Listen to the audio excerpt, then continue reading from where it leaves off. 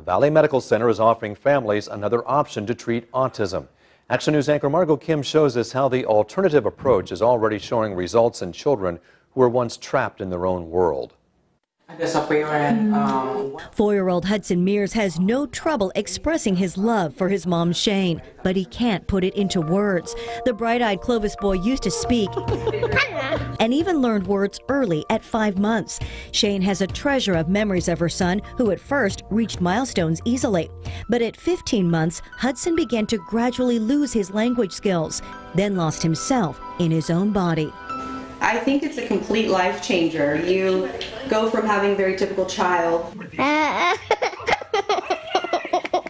and all of a sudden your child that was healthy is no longer, it feels like they're no longer even aware.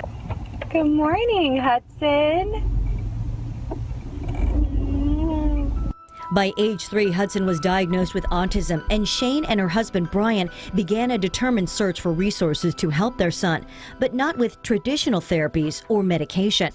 Around the same time, Dr. Dennis Redubla came to the Valley from the Philippines after having successful results with nonverbal children across Asia who are now able to speak with the help of neurofeedback.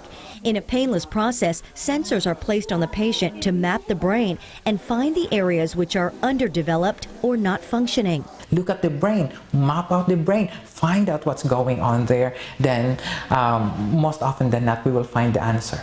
Brain mapping identifies 21 specific sites, each responsible for a mental or physical function. Dr. Redubla says the mapping pinpoints which sites are deficient, so treatment can be targeted to that site to improve or repair it. Hudson's map shows the front part of his brain, responsible for speech and behavior, is underdeveloped. Brain mapping is just part of Dr. Redubla's approach. It's used along with other factors, such as the patient's diet, vitamin supplements, and speech therapy, to treat the patient as a whole instead of just their behaviors. We are hoping that through neurorehabilitation, the brain can correct itself. Dr. Uma Rao, owner of the Chestnut Medical Group, won a grant from Johns Hopkins Medicine to bring Dr. Redubla to the Brain Center. It means Valley families no longer have to travel for neurofeedback and rehabilitation for their child.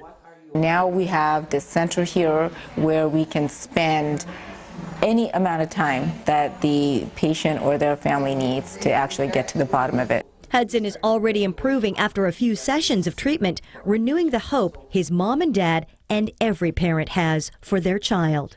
He can live a life that makes him happy. I want him to not be trapped in his body. In Fresno, Margot Kim, ABC 30 Action News.